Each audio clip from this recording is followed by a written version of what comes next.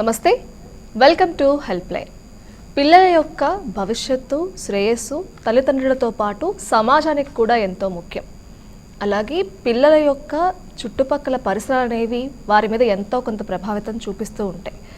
అయితే పిల్లలు ప్రెజెంట్ ఉన్న సిచ్యువేషన్ మనం చూసుకుంటే చైల్డ్ సెక్సువల్ అబ్యూస్ అనేది చాలా పెరిగిపోతూ వస్తుంది. మనం ఎన్నో కేసులను మనం చూస్తూ వస్తున్నాం, ఎన్నో న్యూస్లు కూడా రోజు రోజుకు వింటూనే ఉన్నాం. మరి చైల్డ్ సెక్సువల్ అబ్యూస్ అనేది ఈ రోజుల్లో ఎందుకు ఇంతలా పెరుగుతూ వస్తుంది?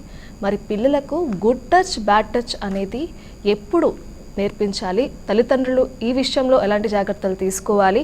ప్రెజెంట్ ఉన్న సోషల్ కల్చర్లో పిల్లల పెంపకం అనేది ప్రతి ఒక్కరికి కూడా ఒక ఛాలెంజ్లా మారిపోయింది. మరి ఇలాంటి పరిస్థితుల నుంచి ఎలా బయటపడాలి? పిల్లల భవిష్యత్తు గురించి, వారి ఎదుగుదల గురించి ఎలాంటి జాగ్రత్తలు తీసుకోవాలి? ఇలాంటి అంశాల గురించి ఈనాటి కార్యక్రమంలో ముఖ్యంగా మనం మాట్లాడుకుందాం. మరి వీటి గురించి పూర్తిగా తెలియజేసేందుకు మనతో పాటు ఉన్నారు ప్రముఖ సైకాలజిస్ట్ విశేష్ గారు. వారితో మాట్లాడదాం. నమస్తే సార్. నమస్తే సార్, ఎట్ ప్రెజెంట్ చూసుకుంటే మ్యారీడ్ కపుల్ చాలా వరకు పిల్లల్నే వద్దనుకునే సిచ్యువేషన్ వచ్చేసింది. మనం చాలా చూస్తున్నాం, వింటున్నాం. అంటే పిల్లల్ని పెంపకం అనేది వాళ్ళ ఒక ఛాలెంజ్ లాగా, అదొక పెద్ద బరువులాగా మేము మొయ్యలేం అనుకుంటున్నారు. అండ్ అలాగే ఉన్న వాళ్ళకు కూడా రోజుకు ఒక సవాల్ లాగా అయిపోతుంది. ఇలా పెంపకం ఇబ్బంది అవుతుంది. అండ్ చైల్డ్ సెక్షువల్ అబ్యూస్ పెరగడం వలన వాళ్ళకి ఒక ప్రశాంతమైన నిద్ర కూడా ఉండట్లేదు. సో మీ దగ్గరకు కూడా ఎంతోమంది క్లయింట్స్ వచ్చి ఉంటారు. సో ఈ రోజులు ఇంత కాంప్లెక్స్ అయిపోవడానికి కారణం ఏంటి? తల్లిదండ్రులు పిల్లల విషయంలో ఎలాంటి జాగ్రత్తలు తీసుకోవాలి? ఇప్పుడు మారుతున్న కాలంతో పాటు సామాజిక పరిస్థితులు కూడా మారుతూ ఉన్నాయండి. ఒకప్పుడు 10 మంది పిల్లల్ని పెంచేవాళ్ళు. ఎలా పెంచారని ఆలోచించుకుంటే అసలు మనకే ఆశ్చర్యం వేస్తుంది.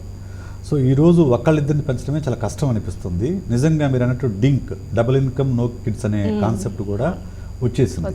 ఇద్దరికి ఉద్యోగాలు కానీ పిల్లలు వద్దు మనకు, ఎందుకంటే పిల్లలు అనేది చాలా బాధ్యతతో కూడుకున్న విషయము. సో అది మనకు వద్దు, అది మనము పిల్లలకి అంత సేఫ్ ప్లేస్ కాదు ఈ ప్రపంచం అనేది మెయిన్ ఒక ఒపీనియన్ ఏర్పడింది. ఎందుకు అలా ఒపీనియన్ ఏర్పడింది అంటే చిన్నపిల్లలపైన జరుగుతున్న అత్యాచారాలు కానివ్వండి, అఘాయిత్యాలు కానివ్వండి, నేరాలు కానివ్వండి, ఇవన్నీ కూడా కొంతమందికి భయం కల్పిస్తున్నాయి. ఎందుకంటే పిల్లల్ని కని ఈ ప్రపంచంలోకి తీసుకొచ్చి వాళ్ళు ఇలాంటి నేరాల పాలు చేసేదానికంటే కూడా కనకుండా ఉంటే బెటర్ కదా అనుకునే అంటే సొసైటీ ఎంత క్రిమినలైజ్ అయిపోయిందో మనం దీన్ని బట్టి అర్థం చేసుకోవాలి. ఒకప్పుడు పెద్దవాళ్లపైనే నేరాలు, అత్యాచారాలు జరిగాయి అనుకుంటే ఈరోజు చిన్నపిల్లలపైన కూడా అలా అత్యాచారాలు జరుగుతున్నాయి. దాన్ని ఏం చేయాలి అనే దాని మీద ఎవరికి పరిష్కారం అనేది కనిపించడం లేదు. ఆ నేపథ్యంలో చాలామంది మీరు అన్నట్లు పెళ్లి చేసుకున్నా కానీ పిల్లలు వద్దనుకునేవాళ్ళు నాకు కూడా కనిపించారు. నాకు తెలిసిన ఫ్రెండ్స్లో కూడా ఉన్నారు పిల్లలు వద్దనుకునేవాళ్ళు.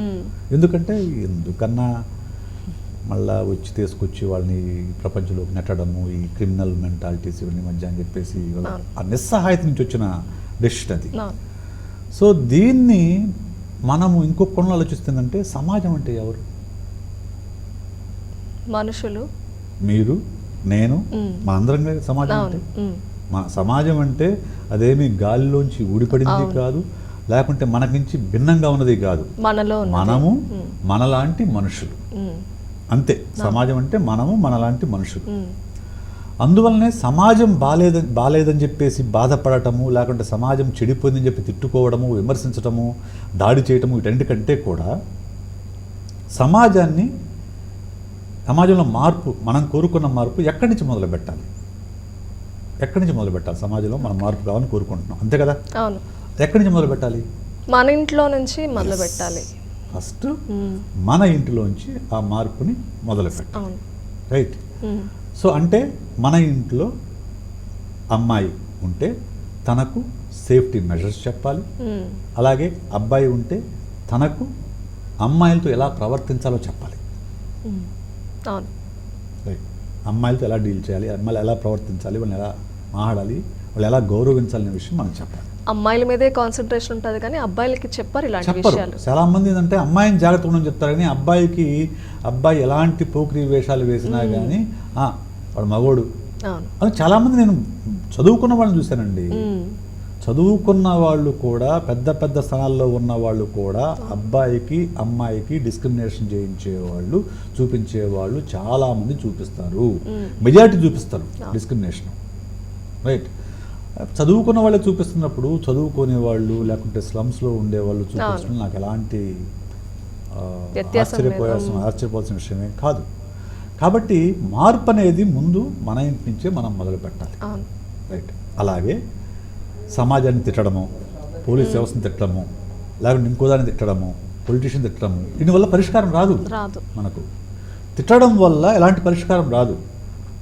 ఒకటి, మన సేఫ్టీ మనం చూసుకోవాలి, మన పిల్లల సేఫ్టీ గురించి మనం శ్రద్ధ తీసుకోవాలి. ఇంకా కొంచెం యాక్టివ్గా ఉండేవాళ్ళైతే దాన్ని ఉద్యమంలాగా మార్చగలగాలి. అంతే తప్ప ఊరికే కూర్చొని విమర్శించినందువల్ల, లేకుంటే సోషల్ మీడియాలో 4 వార్తలు 4 పోస్టులు రాసినందువల్ల సమాజం మారుతుంది అనుకోవడం అంత భ్రమ ఇంకోటి ఏది లేదు. సో మార్పు అనేది ముందు మన దగ్గర నుంచి, నా దగ్గర నుంచి, నా కుటుంబ సభ్యుల దగ్గర నుంచి, నేను ఎవరైతే ఇన్ఫ్లుయెన్స్ చేయగలనో వాళ్ళ నుంచి ఆ మార్పును తీసుకురాగలిగితే ఆటోమేటిక్గా మనం సమాజంలో మార్పు వస్తుంది. సో అందరూ చేస్తారంటే చేయకపోవచ్చు, మన ప్రయత్నం మనం చేయాలి. సో ముందు మన ఇంటి నుంచి మనం ఆ సంస్కరణ అనేది మొదలు పెట్టాలని నాకు తెలుసు. సో ప్రతి ఇంట్లో కూడా ఆడపిల్లలు ఉంటారు, మగపిల్లలు ఉంటారు. సో వ్యత్యాసం కనిపిస్తుంది అని చూస్తున్నాం. అయినా ఇప్పటి నుంచి అయినా కూడా వ్యత్యాసం లేకుండా ఇద్దరికి టీచ్ చేయాల్సిన అవసరం ఉంది. అయితే ఈ గుడ్ టచ్ బ్యాడ్ టచ్ గురించి గర్ల్స్కే చెప్తారు తప్ప బాయ్స్కి చెప్పరు. ఇద్దరికి సమానంగా చెప్పాల్సిన అవసరం ఉంది అంటే ఎంత ఉంది? ఖచ్చితంగా ఉందండి. ఎందుకంటే ఈరోజు మనం కేవలం బాలికలపైనే అత్యాచారం జరుగుతుంది అనే చైల్డ్ సెక్షువల్ అబ్యూస్ కేవలం బాలికలు మాత్రమే కాదు, బాలుర పైన కూడా జరుగుతుంది. కాబట్టి పిల్లలు ఎవరైనా కానీ ఖచ్చితంగా గుడ్ టచ్ బ్యాడ్ టచ్ గురించి చెప్పాల్సిందే. అది అమ్మాయి అయినా అబ్బాయి అయినా కానీ అది చెప్పినప్పుడు మాత్రమే మన పిల్లల్ని మనం సేఫ్గా ఉంచుకోగలం. ఏంటంటే అవన్నీ చెప్పాలా, మా ఇంటి పక్కన అటువంటి వాళ్ళు ఎవరు లేరండి, మా వాళ్ళందరూ మంచిగా ఉంటారు, మా బంధువులందరూ మంచిగా ఉంటారు, పక్క వాళ్ళని ఊరికి అనుమానించాలా అని చెప్పేసి కొంతమంది అడుగుతూ ఉంటారు. అనుమానించమని నేను చెప్పడంలా, మన జాగ్రత్తలో మనం ఉండాలనే విషయం మాత్రమే చెప్తున్నాను. Sir, what is the right age sir? అంటే మా పిల్లలు ఇంకా అంత మెచ్యూరిటీ రాలేదేమో ఈ చెప్పడానికి అంటారు కదా. 3 years for both baby girls and boys. Okay, అర్థమవుతుందా సార్ వాళ్ళకి ఆ టైంలో? ఎందుకు అర్థం కాదు? అదేమి బ్రహ్మ విద్య కాదు కదా. అంటే చెప్పడానికి కూడా పేరెంట్స్ చిన్నపిల్లల దగ్గర మనం ఇలాంటి విషయాలు చెప్పడం ఏంటి అన్న ఒక చిన్న ఫీల్ ఉంటుంది తల్లిదండ్రులు చాలా వరకు. వాళ్ళకి వచ్చి పెద్దగా అయ్యాక చెప్దాం, వాళ్ళకి మెచ్యూరిటీ రాని అనుకుంటారు. ఎంత మెచ్యూరిటీ రావాలి? ఇప్పుడు 10 years చైల్డ్ సెక్షువల్ అబ్యూస్ అనేది వయసు వచ్చిన వాళ్ళ పైన చేసేది కాదు కదా. అవును, చిన్నపిల్లల పైన జరిగేదాన్ని చైల్డ్ సెక్షువల్ అబ్యూస్ అంటారు. అది ఎంత వయసు పిల్లలు జరుగుతున్నది మనం వార్తల్లో చూస్తూనే ఉన్నాం. 6 months బేబీస్ లో కూడా చూసాము, 2 years 3 years పిల్లల పైన చూసాము, లేకుంటే 7 years పిల్లల పైన చూసాము. మొన్న మధ్య అక్కడ ఒక అమ్మాయిని కర్నూలు జిల్లా మచ్చుమరిలో అనుకుంటా, ఒక పాపని 5th class అమ్మాయిని రేప్ చేసి చంపేసి కాలువలో పడేస్తే ఇప్పటివరకు శవం కూడా దొరకలేదు. పోనీ చేసిన వాళ్ళు ఏమైనా పెద్దవాళ్ళ కాదు, వాళ్ళు 7th class చదివే పిల్లలు, 7th class చదివే పిల్లలు.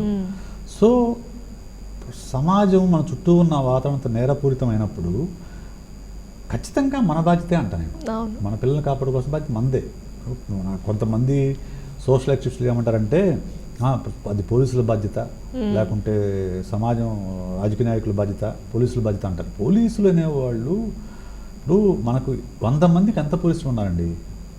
ఒక పోలీసు స్టేషన్ అనేది ఎంతమందిని చూడగలదు? ఇంటి పక్క అమ్మాయిని చాక్లెట్ ఇస్తాను తీసుకెళ్ళేదాన్ని పోలీసు ఎలా చూడగలరు? చూడలేడు కదా. ఒకటి మనం బయటకు వచ్చి కేసు ఫైల్ చేస్తే దాని న్యాయ అన్యాయాలు చూసుకోగలుగుతారు కానీ జరగకుండా నిఘా పెట్టి పోలీసులు పెట్టలేరు కదా.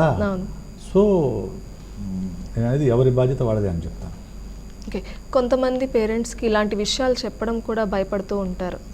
అంటే భయపడకుండా వాళ్ళకి అర్థమయ్యే లాంగ్వేజ్లో ఏ రకంగా చెప్పాలి అసలు? ఇప్పుడు పిల్లలు చిన్నపిల్లలకు suppose butterfly, spider. Okay, butterfly దీనికి సింబల్ లేడీస్ బ్యూటీకి, ప్లేఫుల్నెస్, సరదాగా హాయిగా మనం చూసుకుంటాం. స్పైడర్ అంటే కొంచెం అందవికారంగా, కొంచెం భయంగా ఉంటుంది. సో నాన్న, నీకు బటర్ఫ్లై మూమెంట్ కనుక ఉంటే you are safe. Okay, spider పాకినట్లు నీకు అనిపిస్తే you are not safe. Okay, right.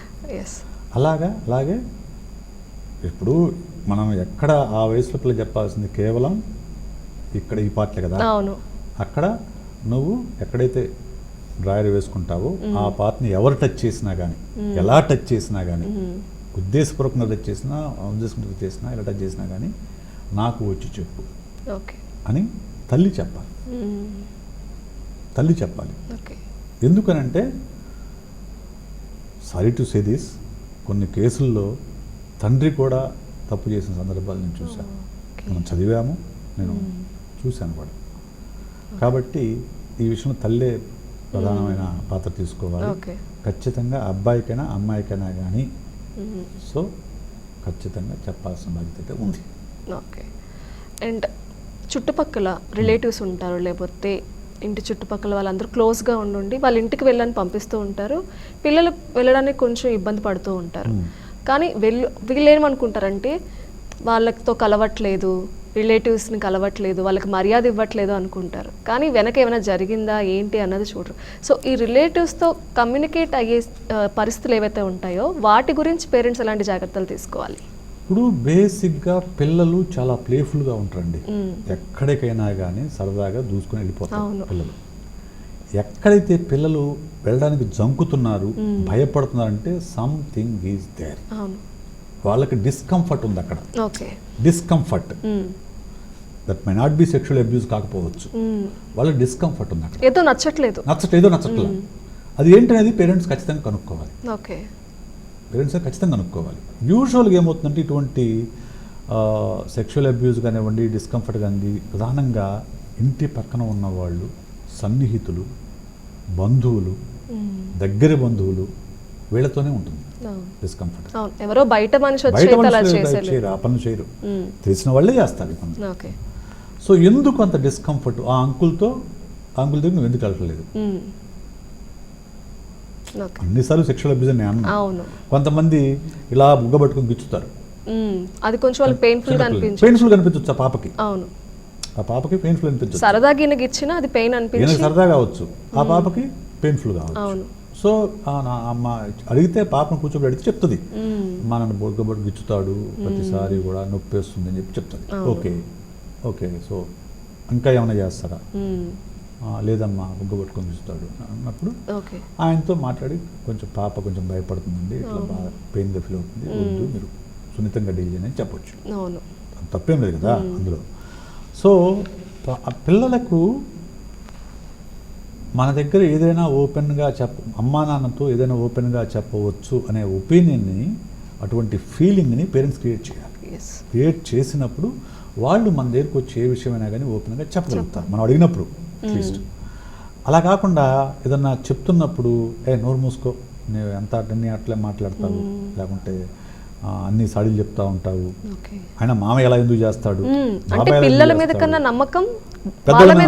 ఇప్పుడు అమ్మ మామయ్య నన్ను ఇట్లా చేశాడని చెప్పింది అనుకుంటా పాప, అన్నీ నువ్వు సాడీలు చెప్తా ఉంటావు, మామ ఎలా ఎందుకు చేస్తాడు, నీకు ముద్దు చేసి ఉంటాడు, నువ్వు దాన్ని ఎలా చెప్తున్నావు అని చెప్పి అంటావు.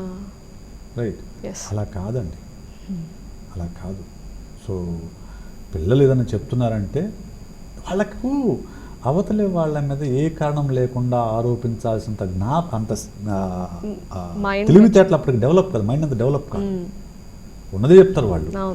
సో కాబట్టి పిల్లల మాటలు నమ్మాలి పేరెంట్స్, నమ్మి చేస్తే బెటర్గా ఉంటుంది. ఎట్ ప్రెజెంట్ సొసైటీ సిచ్యువేషన్ చూసుకుంటే ప్రతి ఒక్కరు హగ్స్ చేసుకుంటూ ఉంటారు, ముద్దు పెట్టుకుంటూ ఉంటారు, ఇది కామన్, అదొక గ్రీటింగ్ టైప్లో అయిపోయింది ఇప్పుడు. సో వీటిని ఎలా డిఫరెన్షియేట్ చేయాలి అంటే అది కరెక్ట్ వేలో? ఇప్పుడు హగ్, కిస్, ఓకే, ఈ రెండు మన కల్చర్లో కొంచెం తక్కువే. అవును, సిటీ కల్చర్లో కొంచెం ఎక్కువ. గ్రామాల ప్రాంతాల్లో ఇప్పుడు కూడా ఎవరు హగ్ చేసుకోరు, లేకుంటే షేక్ అండ్ శ్రమ అయితే అదే ఎక్కువ అనుకున్నాను నేను ఇప్పుడు కూడా. సో సిటీస్లో కొంచెం ఎక్కువ. అయితే ఇక్కడ మనము ఫ్రెండ్లీ హగ్ వేరు, రొమాంటిక్ హగ్ వేరు. ఓకే, అది మనం అర్థం చేసుకోవాలి. So it happen to me, నేనే చెప్తాను. ఓకే, నేను పల్లెటూరు నుంచే వచ్చాను. ఓకే, నాకు తెలిసి నేను ఫస్ట్ టైం ఒక అమ్మాయికి షేక్ హ్యాండ్ ఇచ్చి డిగ్రీ ఫస్ట్ ఇయర్లో ఇచ్చాను. డిగ్రీ ఫస్ట్ ఇయర్లోనే సెకండ్ ఇయర్లోనే ఇచ్చాను. ఓకే, నేను ఏదో లెక్చర్ చెప్తే, ఏదో ఉపన్యాసం ఏదో చేస్తే నా సీనియర్ ఒక అమ్మాయి వచ్చి బాగా చెప్పాను చెప్పి shake hand, first shake hand నాకు. తర్వాత పీజీలో సెకండ్ షేక్ హ్యాండ్ అమ్మాయితో. నాకు ఒక యూనివర్సిటీ సెకండ్ వస్తే నా క్లాస్మేట్ వచ్చి నాకు షేక్ హ్యాండ్ ఇచ్చాను. Okay. Right. So such hug అనేది నేను అసలు నాకు తెలియదు. ఓకే. ఎప్పుడో ఏ అమ్మాయితో నేను నాకు తీసుకోలేదు పెళ్ళికి ముందు. అవును. రైట్. సో నాకు అది చాలా కొత్తగానే ఉంటుంది. But when I went to Bengaluru for a training program, okay. That is very casual thing for that. అవును. చాలా క్యాజువల్, కనపడంగానే హాయ్ ఇలా హగ్ చేసుకోవడం అనేది చాలా క్యాజువల్ అది. So we need to understand that culture, కల్చరల్గా అర్థం చేసుకోవాలి. అందులో అంతే కదప్ప ఈరోజు హగ్ మామూలే కదా, ఈ అమ్మాయి ఎందుకు ఇలా ఫీల్ అవుతుందంటే కొందరికి నచ్చదు. అవతల వ్యక్తి కంఫర్ట్ కూడా మనం చూసుకోవాలి, చూసుకొని మనం దాన్ని. సో నాకే ఇలా ఉన్నప్పుడు మరి పిల్లలకి ఎలా ఉంటుంది హగ్ కిస్ అనేది? ఈ జనరేషన్లో కొంచెం ఫాస్ట్గానే ఉన్నారు, నేను కాదని అంటున్నా. కానీ అందరికీ అది కూడా అన్ని ప్రాంతాల్లో ఒకే రకంగా ఉండదు కల్చర్ అనేది. గ్రామీణ ప్రాంతాల పిల్లలు ఒక రకంగా ఉంటారు, పట్టణ ప్రాంతాల్లో ఒక రకంగా ఉంటారు, నగరాల్లో ఇంకో రకంగా ఉంటారు. నగరాల్లో కూడా కల్చర్ మారుతూ ఉంటుంది. మళ్ళీ స్లమ్లో ఒక రకంగా ఉంటారు, మిడిల్ క్లాస్ ఒక రకంగా ఉంటారు, హైయర్ క్లాస్ అప్పర్ క్లాస్ ఒక రకంగా ఉంటారు. So hug is not all the culture of total citizens. కొంతమంది కానీ, బట్ ఇంతకుముందు కంటే ఇప్పుడు కొంచెం బెటర్గా హగ్ అనేది ఓకే. ఓకే. పిల్లలు అంటే చుట్టుపక్కల రిలేటివ్స్ అవ్వచ్చు, ఎవరితో అయినా సరే ఇలా సెక్షువల్ అబ్యూస్కి గురైనప్పుడు మనం ఆ పిల్లలకి ఎలా దాన్ని ఓవర్కమ్ చేయాలి, ఎలా రియాక్ట్ అవ్వాలి ఆ సిచ్యువేషన్ అని కూడా నేర్పించాల్సిన అవసరం ఉంటుంది యాజ్ ఎ పేరెంట్స్గా. దీనికంటే ముందు మనం ప్రికాషన్ గురించి మాట్లాడుకుందాం. అసలు గుడ్ టచ్ బ్యాడ్ టచ్ అంటే ఏమిటి ఫస్ట్ పాయింట్. ఇది మనం పిల్లలకి నేను అన్నట్టు థర్డ్ క్లాస్ నుంచి త్రీ ఇయర్స్ నుంచి మనం కనుక పిల్లలకి నేర్పిస్తే వాళ్ళు వీలైనంత వరకు దీన్ని ఈ అబ్యూజ్ గురి కాకుండా ఈవెన్ చిన్నప్పటి నుంచి చెప్పడం వల్ల వాళ్ళు ప్రతిదీ మనకు చెప్పడానికి ఆస్కారం ఉంటుంది. సింపుల్ ఏంటంటే బొగ్గ మీద కిస్ పెట్టుకున్నారా, ఓకే రైట్. చేయి మీద పెట్టుకున్నారా, ఓకే రైట్. కొంతమంది చిన్నపిల్లల పాదాల మీద కూడా పెట్టుకుంటారు. అవును, మరీ చిన్నపిల్లలకి మరీ చిన్నపిల్లల పాదాల మీద కూడా ఓకే. సో ఇట్లా హగ్ చేస్తున్నారా, okay okay right. Beyond that నీ చెస్ట్ మీద చేయి వేసిన, ఓకే, నీ ప్రైవేట్ పార్ట్ మీద చేయి వేసిన, వాళ్ళు ప్రైవేట్ పార్ట్ వాళ్ళు తెలియదు ఆ వయసులో, చూస్తుంది. నువ్వు డ్రైవర్ వేసుకున్న దగ్గర చెప్పాలి. టచ్ చేస్తే ఏమాత్రం ఆలస్యం చేయకుండా వెంటనే వచ్చి నాకు చెప్పు. అమ్మ తప్ప ఇంకెవరు టచ్ చేయకూడదు. అమ్మ తప్ప ఇంకెవరు టచ్ చేయకూడదు, అంతే. క్లియర్గా చెప్పాలి. అమ్మ కూడా స్నానం చేసేటప్పుడు టచ్ చేస్తుంది. అమ్మగారు నాన్న కూడా స్నానం చేస్తుంటారు కాబట్టి అప్పుడే టచ్ చేయాలి. మిగతాటప్పుడు ఎవరు టచ్ చేయకూడదు. అది టీచర్ అయినా, అంకుల్ అయినా, మామయ్య అయినా, బాబాయ్ అయినా, పక్కింటి అయినా, ఎదురుంటే అమ్మాయి అయినా అబ్బాయినా ఎవరైనా కానీ టచ్ చేయకూడదు. టచ్ చేస్తే వచ్చి నాకు చెప్పాలి. ఇది పిల్లలకు ఖచ్చితంగా చెప్పాల్సిందే, రైట్. అప్పుడు వాళ్ళు ఓపెన్గా వచ్చి మనకు వచ్చి చెప్తారు. అంటే టచ్ చేయగానే అమ్మ ఈరోజు ఆ అంకుల్ నన్ను ఇట్లా టచ్ చేసామా, అంటే ఇప్పుడు వ్యాన్లో వెళ్తూ ఉంటారు. అవును, స్కూల్ పిల్లలు ఎక్కువ వ్యాన్స్లో వెళ్తూ ఉంటారు. ఆ వ్యాన్ డ్రైవర్లు కొంతమంది అబ్యూజ్ చేసేవాళ్ళు మనం చూసాం, న్యూస్ చదివాం. లేకుంటే వ్యాన్లో వెళ్ళే పెద్ద పిల్లలు చిన్నపిల్లల్ని టచ్ చేయడం మనం వార్తలు చదివాం మనం. సో రకరకాలు దొరుకుతూ ఉంటాయి. సో ఎవరైనా టచ్ చేసినప్పుడు ఆ రోజు స్కూల్ నుంచి రాగానే అమ్మ ఆ అంకుల్ లేకుంటే ఆ అన్న నన్ను ఇలా టచ్ చేశాడు అమ్మ అని చెప్తే అప్పుడు వెంటనే పేరెంట్స్ ఎంక్వైరీ చేసి ఏదైనా జరిగి ఉంటే దాని మీద చర్యలు తీసుకోవచ్చు. అసలు పేరెంట్స్ పిల్లలతో అసలు ఈరోజు ఏం జరిగింది, ఏమైంది అని మాట్లాడే టైం కూడా ఉండట్లేదు. ఎవరు అసలు అంత టైం తీసుకొని ఈరోజు నువ్వు ఏం నేర్చుకున్నావు, స్కూల్లో ఏం చెప్పారు, లేకపోతే ఈరోజు ఏం జరిగింది అని కూడా అడగట్లేదు. సో ఇలా ఏ రోజు ఆ రోజు అడగాల్సిన అవసరం కూడా ఉంది. అలా అడిగే టైం లేకపోతే అంత బిజీగా పేరెంట్స్ కనుక ఉంటే పిల్లల్ని కనకపోవడం బెస్ట్ అండి. ఓకే, కనకపోవడం బెస్ట్. ఎందుకంటే పిల్లలు అనేవాళ్ళు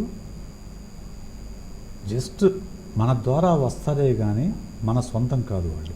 okay, they are the continuation of the generation, the life form of లైఫ్ని కంటిన్యూ చేసేవాళ్ళు. వాళ్ళని భద్రంగా కాపాడాల్సిన బాధ్యత, చాలా జాగ్రత్తగా పెంచాల్సిన బాధ్యత, ఉత్తమమైన పౌరులుగా తీర్చిదాల్సిన బాధ్యత పేరెంట్స్ పైన ఉంటుంది. ఆ బాధ్యత నెరవేర్చలేనప్పుడు better to not give a birth. చాలామంది ఏమనుకుంటారంటే పిల్లలు పెంచడం చాలా కష్టం అండి, చాలా కష్టం, మీకు ఏం తెలుసు అండి అంటారు. నిజంగా పిల్లల్ని పెంచడం అనేది చాలా కష్టము, చాలా సులభం కూడా, ఓకే. చాలా సులువు కూడా. ఎందుకంటే పేరెంటింగ్ గురించి కొంచెం తెలుసుకుంటే, పేరెంటింగ్ ఎలా చేయాలని తెలుసుకుంటే పిల్లల్ని పెంచడం చాలా సులువు. పిల్లల్ని పెంచడానికి గంటలు మీరు స్పెండ్ చేయాల్సిన అవసరం కూడా లేదండి. ఓకే. రోజు మొత్తం మీద ఒక హాఫ్ అన్ అవర్ వాళ్ళతో మాట్లాడితే చాలు. 20 to 30 minutes ఓకే. మీరు మాట్లాడగలిగే టైం మీకుంటే you can guide, you can mould your child as you like. Okay. 20 నిమిషాల టైం ఉంటుంది, 20-30 నిమిషాల టైం ఉంటుంది. ఉంటుంది ఖచ్చితంగా, లేకుండా ఎలా ఉంటుంది. స్కూల్ నుంచి రాగానే వాళ్ళని కూర్చోబెట్టుకొని వాళ్ళకి కావాల్సిన టీను, పాలు లేకుంటే బిస్కెట్స్, ఏదో స్నాక్స్ పెట్టేసి ఆ స్నాక్స్ తినేటప్పుడు ఈరోజు ఏం జరిగిందమ్మా స్కూల్లో, ఏం జరిగింది, లేకుంటే ఫ్రెండ్స్ ఎలా ఉన్నారు, లేకుంటే వ్యాన్లో, అంటే జస్ట్ క్యాజువల్గానే, అదేమి ప్రతిరోజు ఎంక్వైరీ చేయాల్సిన అవసరం లేదు. సస్పీషియస్గా కాకుండా జనరల్గా ఊరికి ఈరోజు ఏం జరిగింది అని మనం రోజు మాట్లాడుతూ ఉంటే వాళ్ళ రోజు విషయాలు చెప్తూ ఉన్నప్పుడు మనకు తెలుస్తూ ఉంటాయి. అవును, అనుకోకుండా చెప్పేస్తారు, ఇంటెన్షనల్గా కాకపోయినా కానీ. సో ఆ రోజు అనేది ఒక దినచర్యగా మనం మార్చుకోవాలి. సో అదే వాళ్ళు వచ్చే టైంకి పేరెంట్స్ ఇంట్లో ఉండరు అనుకోండి, ఇద్దరు వర్కింగ్ అయితే, వాళ్ళు ఆఫీస్ వచ్చిన తర్వాత అయినా కానీ కూర్చొని వీళ్ళు కొంచెం ఫ్రెష్ అప్ అవ్వగానే కూర్చోబెట్టుకొని, నాన్న ఏం జరిగింది ఈరోజు ఏం జరిగింది అని అడిగి తెలుసుకోవాలి. చాలామంది పేరెంట్స్ చేసే తప్పు ఏంటంటే, చాలామంది పేరెంట్స్ టైం స్పెండ్ చేస్తారు, చేరండి నేను చెప్పట్లా, చాలామంది పేరెంట్స్ టైం స్పెండ్ చేస్తారు. నాకు చెప్తూ ఉంటారు కొంతమంది పేరెంట్స్, నేను రోజుకు 2 గంటలు టైం స్పెండ్ చేస్తానండి మా పిల్లలతో అంటారు. ఏం చేస్తారు సార్ అంటే, ఇద్దరం కలిసి టీవీ చూస్తాం సార్. క్వాలిటీ టైం కాదనమాట, టీవీ చూస్తాం సార్ అని అంటుంది. టీవీ చూడడం కలిసి టైం స్పెండ్ చేయడం కాదు. ఓకే. కలిసి టైం స్పెండ్ చేయడం అంటే కూర్చొని వాళ్ళు చెప్పేది శ్రద్ధగా వినడం, వాళ్ళతో కలిసి ఆడటం, వాళ్ళతో కలిసి పాడటం, వాళ్ళతో కలిసి మాట్లాడుకోవటం, కాన్వర్జేషన్ ఉండడం, ఇది కలిసి టైం గడపడం అంటే. సో ఇద్దరు వర్కింగ్ అనుకోండి, 6 కన్నా వస్తారు కదా, 6కో 7కో ఇంటికి వస్తారు కదా, అప్పటికి పిల్లలు వస్తారు, ఇంట్లో ఉండే పెద్దవాళ్ళు లేకుంటే ఆయాలో ఇంకోళ్ళు ఎవరో వాళ్ళని ఫ్రెషప్ చేసి ఆల్రెడీ చేసి ఉంటారు. వీళ్ళు వచ్చా కొంచెం ఫ్రెషప్ ఎందుకు చెప్పి, నాన్న ఏం జరిగింది ఈరోజు, what happen in your school, అంతే సింపుల్. పెద్ద ప్రశ్నలు అవసరం లేదు, ఈరోజు ఏం జరిగింది వాళ్ళే చెప్పడం స్టార్ట్ చెప్తారు, నెరేట్ చేస్తారు. ఈరోజు ఇలా అయిందా, లేదా మా ఫ్రెండ్ ఇలా అన్నాడు, నేను ఇలా అన్నాను, మా టీచర్ ఇలా క్వశ్చన్ అడిగింది, లేకపోతే మా టీచర్ ఇలా తిట్టింది, లేకపోతే మా టీచర్ని అప్రిషియేట్ చేసింది, వాళ్ళు చెప్తారు, రోజు అనేది చెప్తూ ఉంటారు. అది చిన్నప్పటి నుంచి అలవాటు చేస్తే ఏమవుతుందంటే అది ఒక రొటీన్గా మారిపోతుంది, వాళ్ళు కూడా రాగానండి షేర్ చేసుకుంటూ ఉంటారు. కొంతమంది పేరెంట్స్ ఏం చేస్తారంటే, సోది చెప్ప మాకు, నాకు అసలే ఆఫీస్లో టెన్షన్ ఉంది, ఆఫీస్లో నేను చచ్చిపోతూ ఉంటే నువ్వేంటి మళ్ళీ ఎక్కడ సోది చెప్తా ఉంటావు, ఇప్పుడు ఏదో ఉంటాయి హోంవర్క్ ఉంటే ఉంది, ఇటువంటి మాటలు మాట్లాడే పేరెంట్స్ కూడా ఎక్కువ మంది ఉంటారు. ఆఫీస్ టెన్షన్ అందరికీ ఉంటాయి, లేనిది ఎవరికి. నీ ఆఫీస్ టెన్షన్స్ నీకెంత బరువు, అలాగే ఆ చిన్న పాపకి లేకపోతే చిన్న బాబుకి వాళ్ళ స్కూల్ విషయాలు కూడా అంతే బరువుగాను కష్టంగాను ఉంటాయి. సో వాళ్ళు ఎవరితో షేర్ చేసుకుంటారు, పేరెంట్స్తోనే కదా, మీతోనే కదా షేర్ చేసుకునేది. లేకుంటే సిబ్లింగ్ ఉంటే సిబ్లింగ్తో షేర్ చేసుకుంటారు, కొంచెం పెద్ద సిబ్లింగ్ ఉంటే వాళ్ళతో షేర్ చేసుకుంటారు, అదర్వైజ్ పేరెంట్స్ కదా. కాబట్టి ఖచ్చితంగా ఆ స్పేస్ని క్రియేట్ చేస్తున్న బాధ్యత, ఆ సేఫ్ స్పేస్ని క్రియేట్ చేసిన బాధ్యత పేరెంట్స్ పైన ఉంటుంది. ఓకే. అండ్ బోత్ బాయ్ అవ్వచ్చు, గర్ల్ అవ్వచ్చు, ఎవరైనా కావచ్చు, వాళ్ళకి సెక్షువల్ అబ్యూస్ జరిగింది లేదంటే బ్యాడ్ టచ్ అనేది జరిగింది అని తెలుసుకోవచ్చు అండి. వాళ్ళు చెప్పకపోయినా వాళ్ళ బిహేవియర్ ఏమైనా చేంజ్ అవుతుందా? ఎట్లా తెలుసుకోవచ్చు అంటే అండి, ఒకటి వాళ్ళు కొంతమంది చెప్తారు, కొంతమందికి ఏమవుతుందంటే వీళ్ళు సెక్షువల్ అఫెండర్స్ భయపెడతారు. ఈ విషయం నేను చెప్పామంటే మీ అమ్మ నాన్నని చంపేస్తా, లేక నిన్ను చంపేస్తా, మీ ఇంట్లో వాళ్ళు మొత్తం చంపేస్తా, ఏదో బెదిరిస్తారు. కొంతమంది ఏమో ఆశ చూపెడతారు, నీకు షర్ట్ కొని పెడతాను, లేకపోతే నీకు ఐస్ క్రీమ్ కొని పెడతాను. చిన్నపిల్లలు కదండి, ఇంట్లో వాళ్ళు కొని పెట్టలేదు అనుకోండి, బయట ఆటోమేటిక్గా అట్రాక్ట్ అవుతారు. ఇంట్లో వాళ్ళు హెల్త్ దృష్ట్యాను పళ్ళు పడైపోతే ఐస్ క్రీమ్ తినే అవ్వట్లేదు అనుకోండి సపోజ్, ఆటోమేటిక్గా బయట అంకుల్ నీకు ఐస్ క్రీమ్ కొని పెడతాను రా, రోజు ఐస్ క్రీమ్ కొని పెడతాను రా అని చెప్పి ఏదో అట్రాక్ట్ చేస్తారు. ఇటువంటివి చేసినప్పుడు కొంచెం చెప్పడానికి వాళ్ళు చెప్పకపోవచ్చు, కానీ ఎక్కడ చూసుకోవచ్చు అంటే ఒక బిడ్డ, అది అబ్బాయి అయినా అమ్మాయి అయినా కానీ వేరే ఇంటికి వెళ్ళడానికి బెదురుతున్నప్పుడు, భయపడుతున్నప్పుడు, లేదంటే కొత్త ఒక వ్యక్తి వస్తున్నప్పుడు వీళ్ళు దాక్కుంటున్నప్పుడు, వాళ్ళతో మాడానికి ఇష్టపడినప్పుడు, అప్పుడు అర్థం చేసుకోవాలి ఏదో డిస్కంఫర్ట్ ఉంది. అప్పటి వరకు బాగా మాట్లాడే వాళ్ళు సడన్గా మాట్లాడడం మానేయచ్చు. మాట్లాడలేదంటే ఏదో డిస్కంఫర్ట్ జరిగింది. అది పేరెంట్స్ అబ్జర్వ్ చేసి పాపని కానీ బాబుని కానీ తీసి ఏమైంది, ఆ అంకుల్ రాగానే నువ్వు ఎందుకు దాక్కున్నావు, అండ్ అంకుల్తో నువ్వు ఎందుకు మాట్లాడడం లేదు, అక్కడ అంకుల్ ఇంటికి నువ్వు ఎందుకు వెళ్ళడం లేదు అని కనుక అడిగితే, అది కూడా క్యాజువల్గా అడగాలండి. నాకు ఒక ఎంక్వైరీ టూన్లో అడిగితే మళ్ళీ పిల్లలు చెప్పరు. అవును, ఎంక్వైరీ చేయకూడదు. ఏంటన్నా అంకుల్ వస్తే నువ్వేంటి లోపలికి వెళ్ళిపోయావు, లేకపోతే అంకుల్ వస్తే అంకుల్ వాళ్ళకి వెళ్ళటం లేదంటే నువ్వు, క్యాజువల్గా ఎప్పుడైతే అడుగుతామో అప్పుడు ఆటోమేటిక్గా పిల్లలు ఓపెన్ అవుతారు. ఆ అంకుల్ అట్లా బొగ్గ గిల్లాడనో, లేకుంటే కిసి పెట్టుకున్నాడనో, లేకుంటే ఏదో ఎందుకు ఇబ్బంది, లేకుంటే కొట్టాడనో, కొంతమంది కొడతారు పిల్లల్ని, నన్ను కొట్టాడు ఊరికే అని చెప్పేసి అని ఏదో చెప్తారు. సో అది మనం పేరెంట్స్ ఆ కాన్వర్జేషన్ అనేది పేరెంట్సే ఓపెన్ చేయాలి. ఓకే. అండ్ ఎన్నో కేసెస్ మీరు చూసి ఉంటారు సార్ ఇప్పటి వరకు, ఏదైనా ఒక కేస్ స్టడీ మా ప్రేక్షకుల కోసం తెలియజేస్తారు. సో కేస్ స్టడీ అంటే నాకు కొన్ని కేసెస్ అయితే వచ్చాయండి. నాకు వచ్చిన ఒక కేసు చెప్తాను. సో ఒక కపుల్, ఇద్దరు వర్కింగ్ పేరెంట్స్ ఇద్దరు కూడా. సో వాళ్ళు పాపం ఇద్దరు కూడా పొద్దున్నే వెళ్తే ఇప్పుడు రాత్రి వచ్చేసరికి 7 o'clock అవుతుంది. వాళ్ళకు బాబు, రైట్, సరే బాబు 4 కంతా ఇంటికి వచ్చేస్తాడు, వీళ్ళు వచ్చి 7 అవుతుంది, మరి ఏం చేయాలి ఈ టైంలో అని చెప్పేసి వాళ్ళ బంధువుల అబ్బాయి ఎవరు హైదరాబాద్లో చదువుతూ ఉంటే, సరే వాడు అక్కడ ఉంటే ఎందుకు, మన ఇంట్లోనే ఉంటే మనకు యూజ్ అవుతుంది కదా, 3 hours బిడ్డకి కొంచెం తోడుగా ఉంటాడని చెప్పేసి మా ఇంట్లో ఉండమని చెప్పేశారు. రైట్. సో ఇది వీళ్ళ పిల్లోడేమో 2nd, 3rd క్లాస్లో ఉన్నాడు, ఆ అబ్బాయి ఏమో ఇంటర్మీడియట్లో ఉన్నాడు. అంటే లేదంటే సరే మన పిల్లోడు వచ్చి 4 o'clock వస్తాడు, వీడి ఇంట్లో ఉంటాడు, ఆ టైంకి వాడి కాస్ట్కి టీ పాలు ఇది చేసి పెడతాడు, మనమేముంది భోజనం పెడతాం అంతే కదా చెప్పేసి ఓకే అనుకున్నారు, మంచి ఉద్దేశంతో తెచ్చుకున్నారు. But something happened at that 3rd, 4th క్లాస్లో ఏదో ఆ అబ్బాయి ఇతని పైన సెక్షువల్ అబ్యూస్ చేశాడు. రైట్. కానీ ఈ కుర్రోడికి, ఈ బాబుకి అది సెక్షువల్ అబ్యూస్ అనే విషయం తెలియదు, అంత అవేర్నెస్ క్రియేట్ చేయాలి వీళ్ళు, అవేర్నెస్ క్రియేట్ చేయాలి. అది ఎప్పుడు బయట పెట్టాడు, 10th క్లాస్లో బయట పెట్టాడు బాబు, 10th క్లాస్లో బయట పెట్టాడు. ఏదో సందర్భంగా వస్తేను నాతో, అప్పుడు అన్న కూడా ఎట్లా చేశాడు నాతోటి, ముందు పెట్టుకునేవాడు, హగ్ చేసుకునేవాడు గట్టిగా, పడుకున్నప్పుడు వీళ్ళిద్దరు రూమ్లో పడుకున్నాడు పిల్ల, ఆ కుర్రోడు ఈ బాబు. అందరూ అమ్మాయిల మీద జరుగుతుంది అనుకుంటారు కానీ అబ్బాయిల మీద కూడా జరుగుతుంది, అబ్బాయిలే చేస్తారన్న దానికి ఇది ఒక ఎగ్జాంపుల్. అబ్బాయి మీద జరుగుతుంది. సో అని చెప్పేసి చెప్పారు. మరి నాకెందుకు చెప్పలేదురా అంటే, మాకెందుకు చెప్పలేదురా, చెప్పొచ్చు మాకంటే, అప్పుడు అది అబ్యూజ్ అనే విషయం కూడా నాకు తెలియదు, అబ్యూజ్ అనే విషయం నాకు తెలియదు, నాకు ఇప్పుడు మా లెసన్స్లో చదువుకున్న తర్వాత నాకు అర్థమైంది అది అబ్యూజ్ అనే విషయము, అందుకని ఇప్పుడు చెప్తున్నా అని చెప్పాడు. So education, sexual education important అండి పిల్లలకు. గుడ్ టచ్ బ్యాడ్ టచ్ చెప్పాల్సిన బాధ్యత ఖచ్చితంగా ఉంది పేరెంట్స్ పైన.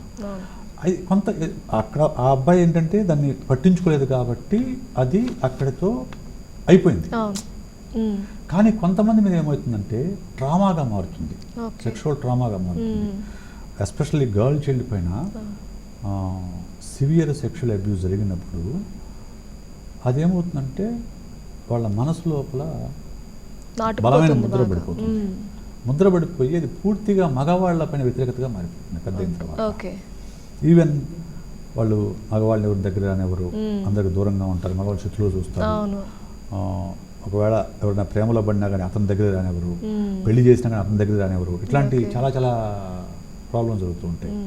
అలాంటి ఒక కేసు నేను చూశాను. ఒక అమ్మాయి ఇట్లా పెళ్లి చేసిన తర్వాత కూడా భర్తను దగ్గర రానివ్వట్లేదు అని చెప్పేసి తీసుకొచ్చారు. ఏం లేదు అర్థం కావట్లేదు సార్ మనం తీసుకొచ్చాం. సో అప్పుడు ఆ అమ్మాయితో మాట్లాడితే అమ్మాయి ఏం లేదు సార్ నాకు అంత నచ్చదు ఏదో చెప్పింది ఫస్ట్ సెషన్లో. నచ్చదు అంటే ఖచ్చితంగా సమ్ రీజన్ ఉండాలి కదా. సో ఇంకా నేను మా సైకలాజికల్ టెక్నిక్స్ ఉపయోగించి అమ్మాయి ఎక్స్ప్లోర్ చేసి 2nd సెషన్లో తను ఓపెన్ అయింది. చిన్నప్పుడు మా అంకుల్ నా పైన సెక్షువల్ అబ్యూస్ జరిగింది, అప్పటి నుంచి నాకు ఒక రకమైన ఒక జలధరింపు, అది కూడా చీదరింపు, ఒళ్ళు జలధరిస్తుంది, వాళ్ళు మగాడిని టచ్ చేస్తే ఒళ్ళు జలధరిస్తుంది నాకు. అందువల్లే నేను అది హస్బెండ్ పెళ్ళిన తర్వాత కూడా నేను అతన్ని ఓకే. నాకు ఆ ఫీలింగ్ రాదు అని చెప్పేసి చెప్పి after 3 months of coach counselling తర్వాత తను మళ్ళీ నార్మల్ అయ్యారు. నార్మల్ ఆ ట్రామా నుంచి బయటపడి ఓకే. నార్మలైజ్ అయ్యి మళ్ళీ తను భర్తతో కాపురం చేసుకోవడానికి రెడీ అయింది. ఓకే. సో కొన్ని డీప్ రూటెడ్ అయిపోతాయి. అవును. కాబట్టి అలా కాకుండా ఉండడానికి పేరెంట్సే జాగ్రత్త తీసుకోవాలి. సో ఇలాంటివన్నీ వాళ్ళ భవిష్యత్తు మీద కూడా ప్రభావం చాలా చూపిస్తాయి. ప్రభావం స్టడీ అవ్వచ్చు, చూపిస్తాయండి. కెరీర్ అవ్వచ్చు. స్టడీ మీద ప్రభావం చూపించవచ్చు, స్టడీ మీద ప్రభావం చూపిస్తాయి, పర్సనాలిటీ మీద ఎఫెక్ట్ చూపిస్తాయి, బిహేవియర్ మీద ఎఫెక్ట్ చూపిస్తాయి, ఎమోషనల్ ఎఫెక్ట్ చూపిస్తాయి, సెక్షువల్ రిలేషన్స్ మీద ఎఫెక్ట్ చూపిస్తాయి, అంటే సెక్షువల్ రొమాంటిక్ రిలేషన్ మీద ఎఫెక్ట్ చూపిస్తాయి. It could impact all areas of life. Yes. ఎందుకంటే ఎప్పుడైతే అబ్యూజ్ జరిగిందో తెలిసిన తర్వాత చెప్పుకొని దాని నుంచి బయటపడితే ఓకే, చెప్పుకోలేని పరిస్థితులు ఉంటే అది వాళ్ళ మనసులో అట్లా లోపల మెలిపెడుతూ ఉంటుంది. Okay. They can't focus on the studies. చదువు మీద శ్రద్ధ చూపెట్టలేరు వాళ్ళు. ఓకే. కాబట్టి ఇటువంటి జరగకుండా చూసుకోవాలి ఫస్ట్.